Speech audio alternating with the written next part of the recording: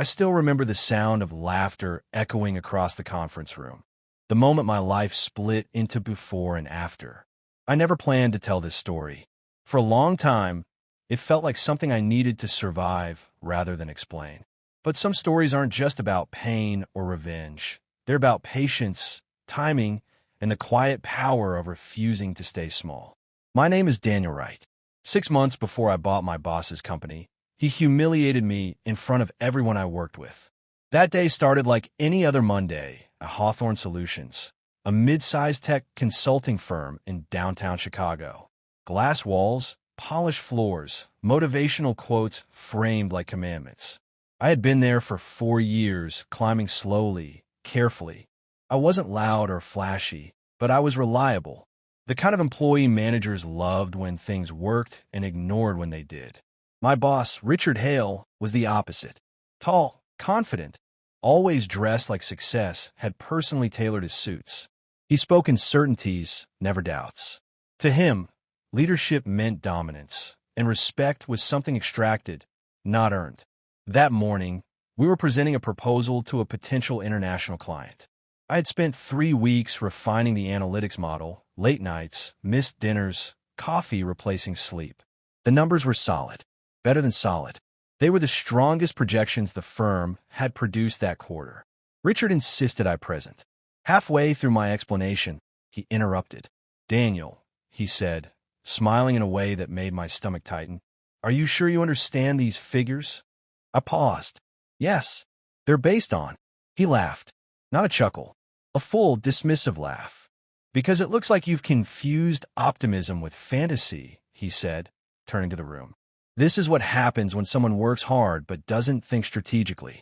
The room went quiet. 20 pairs of eyes, suddenly very interested in their laptops. I felt heat crawl up my neck. "The assumptions are conservative," I said, forcing my voice to stay steady. "We validated them with." Richard waved his hand. "Sit down. I'll fix this." I stood there for a second too long. Long enough for the silence to harden into judgment.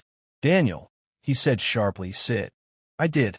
He spent the next 10 minutes dismantling my work, mocking the model, exaggerating flaws, presenting his own watered-down version as realistic leadership thinking. The client nodded politely, unaware they were watching a public execution.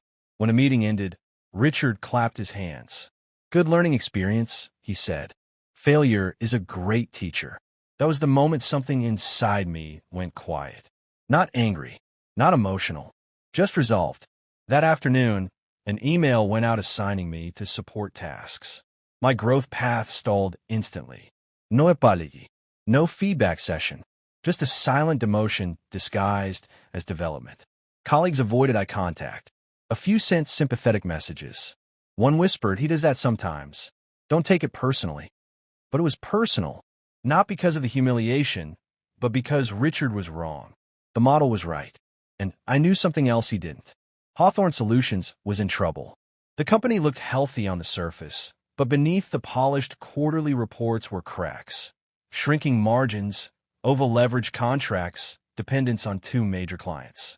One loss would trigger a cascade, and I knew this because I had built half the internal forecasting tools myself. That night, I opened my laptop at home and did something I'd never done before. I stopped thinking like an employee.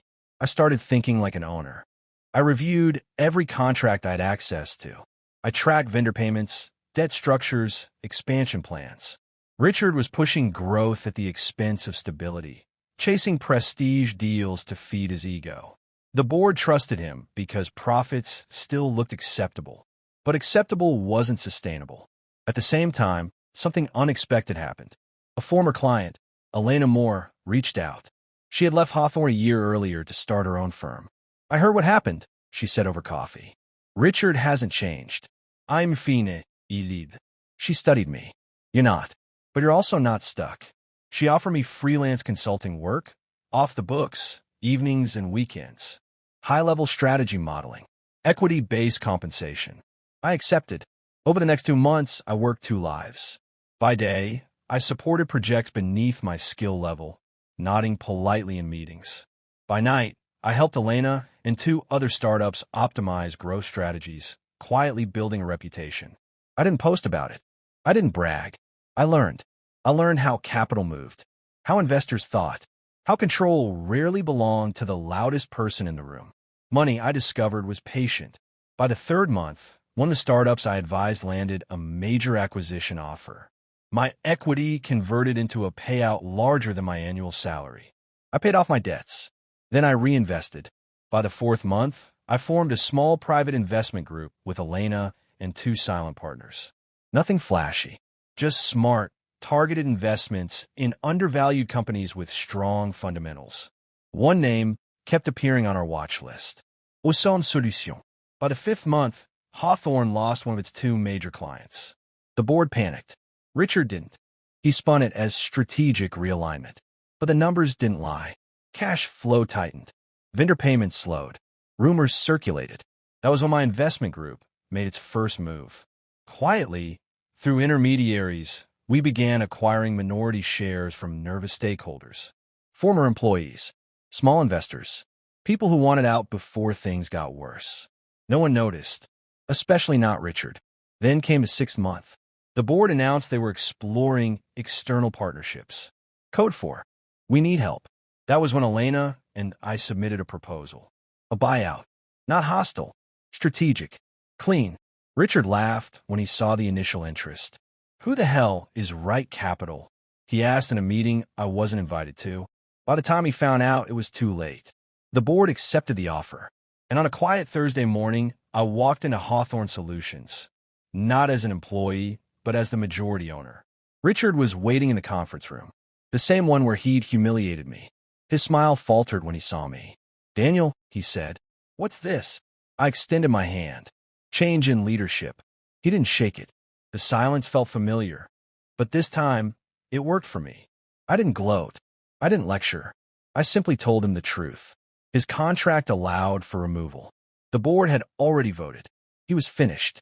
As he packed his things later that day, I watched from my new office, the one he used to occupy. Not with satisfaction, with clarity. Because this story was never about revenge. It was about understanding power and choosing patience over pride. The humiliation had been real, but so was the opportunity it created. If you're still reading, let me tell you what happened next. After Richard left, Hawthorne Solutions didn't magically transform overnight. I didn't walk in like a hero or pretend I had all the answers. In fact, the first thing I did was listen. I met with every department head, not to assert authority, but to understand what had been broken long before I ever took control. Fear was everywhere. People spoke carefully, as if expecting punishment for honesty. That told me everything I needed to know about the culture Richard had built. I removed the glass walls. Not literally at first, but metaphorically. We replaced public shaming with private feedback. Performance reviews became conversations, not verdicts. People stopped competing for survival and started collaborating for progress. Revenue didn't spike immediately, but trust did. And trust compounds faster than money. Some employees recognized me. A few looked embarrassed when they remembered that meeting 6 months earlier. I never brought it up, because power doesn't need reminders. Within a year, Hawthorne stabilized. We diversified clients, cut reckless expansion, invested in internal talent. The same model Richard had mocked became the backbone of our new strategy. The irony wasn't lost on me. One evening, as I locked up the office, I passed the old conference room. For a moment, I saw my past self standing there, confused, humiliated, smaller than he deserved to feel. I wish I could tell him something. Not "you'll win," but stay patient. Because not every loss is the end. Some are just the beginning, disguised as humiliation. If this story meant something to you, if you've ever been underestimated, dismissed, or publicly broken, remember this. Your timing matters more than your anger. And if you want to hear more stories about quiet comebacks, real power shifts, and turning setbacks into leverage, support this journey. Like, share, and follow, because the next chapter might sound a lot like your own.